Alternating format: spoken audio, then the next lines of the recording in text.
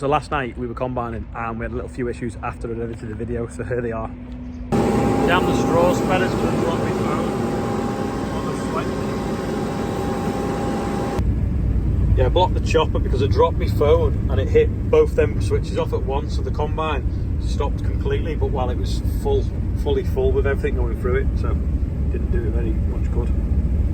Remember when we sown this field and Sam missed a 12 metre strip through it because he'd gone round the tree and not noticed the drill turn on? Well, anyway, we patched it up and you can't really see apart from the weeds took hold because we sown it after we'd done the pre-emergent herbicide. So look at the weed in it, but the rest of it over there where it's not weedy, that's the line there. So this was sown later than that, but it looks okay now.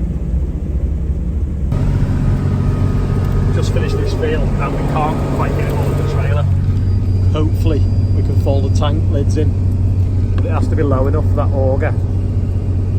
It's coming down now to shut. Yeah, we've just got it.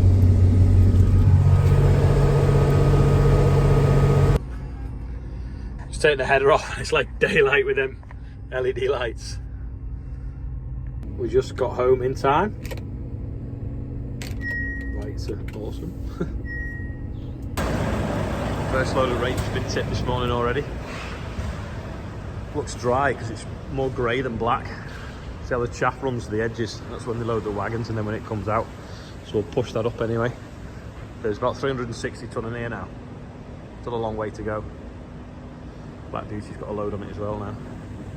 Get some filters ordered for it as well. Bit of a scuff there. Grain dryers whirring away there, spitting out the chaff in the chaff bay. We'll then put that into the boiler and use it to dry more grain.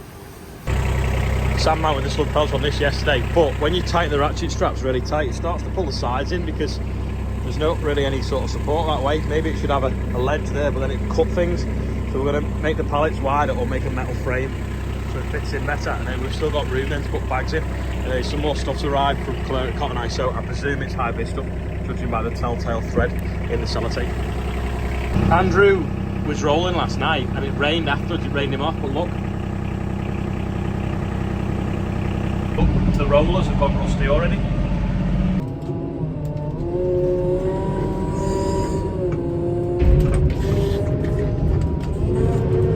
Just using the Merlot to shove the oilseed rape up, and then I'll have to put the pusher on in a bit, get it higher again. These are the 10 metre Merlots. This is why we have them, so that we can shove up really far with them.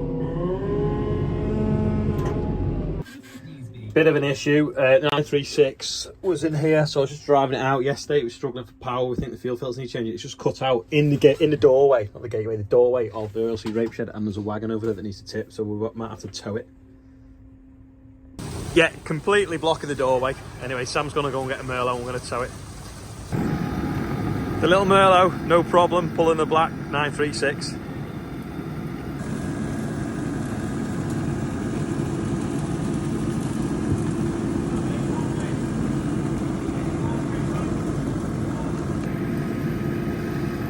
Not sure if the steering works unless you crank the ignition over. Anyway, I think they're bringing some filters up for us.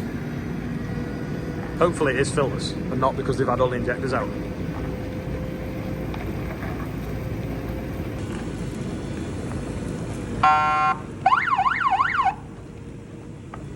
Slow down.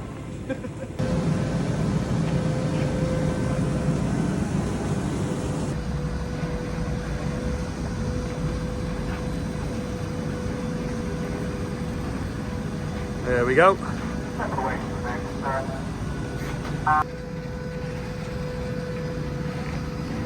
Rob's playing with his siren.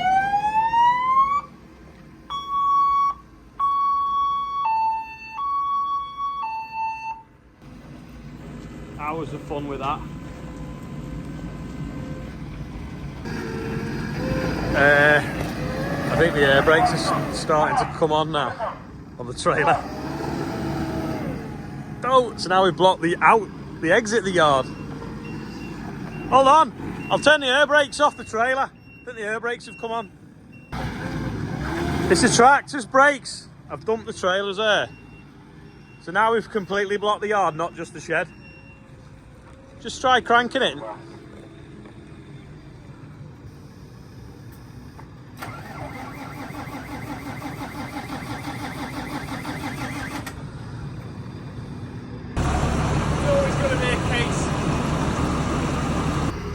Yeah, so it wouldn't move. Try with a little bit bigger tractor now, see if that'll move it. A bit more weight than the Merlot. But I don't know whether the brakes have come on the tractor now. It was rolling quite nicely because it even rolled out the shed. No, tractor's locked on. Ah! No, it's not going to work. Yeah, so we can't get an Arctic out of this gap, and we can't get an Arctic out of that gap. So I'm just going to get the Merlot and push the trailer sideways so we can get it out. And then we'll just try changing the filters now, or cleaning them till the new ones arrive. We can't even drop the trailer off without hydraulic pressure on the tractor either, which is slightly annoying. I'll just try to shove the trailer sideways, give us a gap.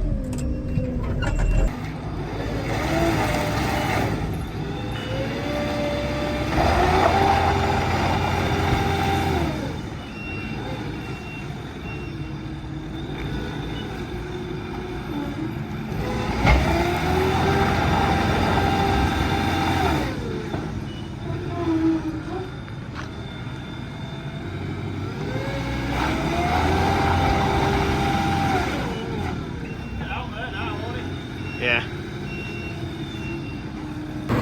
Good drive, we'll get out of there now anyway.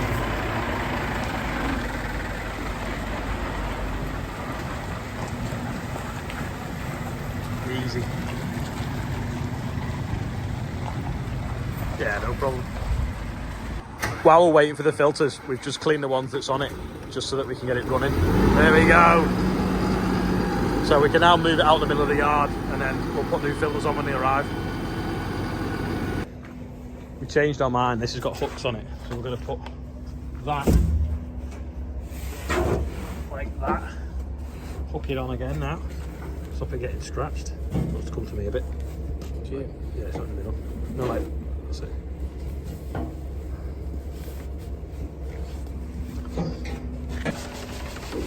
There we go.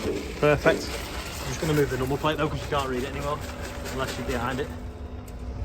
Put that up on the roof probably. There you go, Andrew's put the number plate up there, temporary, while he goes and spreads the slug pellets. It's just starting to dry up nice, and now it's like drizzling again, which is a bit of a pain, because we want to try and see if we can get this field of wheat cut behind the yard. Right, loads of goodies have arrived. Someone sent me some salt, so it's Devon sea salt, if you're into raw sea salt. Check them out. Also, Cheshire Plough Match is coming up, so that is on the 20... Oh, what are you doing, dog? Get down, get down. So it looks like Chester's into sea salt. Yeah, Cheshire Plough Match is on the 28th of September, so hopefully we'll be able to get there, maybe even take a big tractor and plough. And then this is a fire extinguishing stick.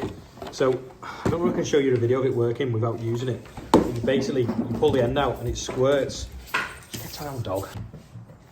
You take the end off and it squirts fumes out of CO2 and it puts any fire out. So I'll try and find a video of it working. I'm on the Mini Merlot. I'm going to go and get the pallet forks to lift the thing that we're welding on the chipper. Anyway, I'm going to take that with me, because then if the chipper goes on fire, I can put it out. I'm just reading about it here. It only weighs 215 grams, so it's like 2/3 the weight of a can of Coke. Its discharge time is longer than a normal fire extinguisher. It's got a 15-year shelf life, and it doesn't lose any mess or risk reading like a pressurized container. It's tiny, so you can have one in like every tractor. Anyway, I've found a video on the internet of it working, so here it is. To light it, dead easy. You take the cap off, take the base bit out there, hold it against it, and that's it. That's the quite safe. See how safe it is? See? No problem at all.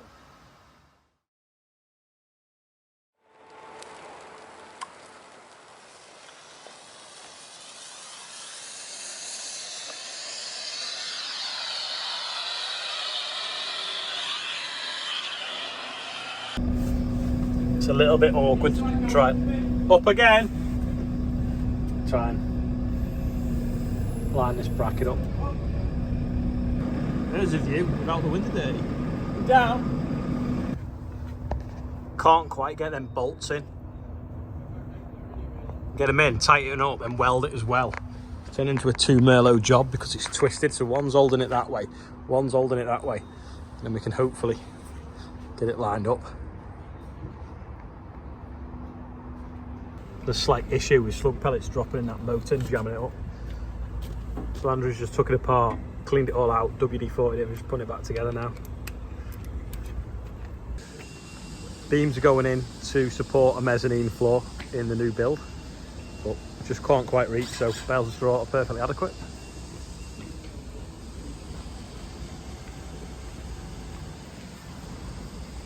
Easy.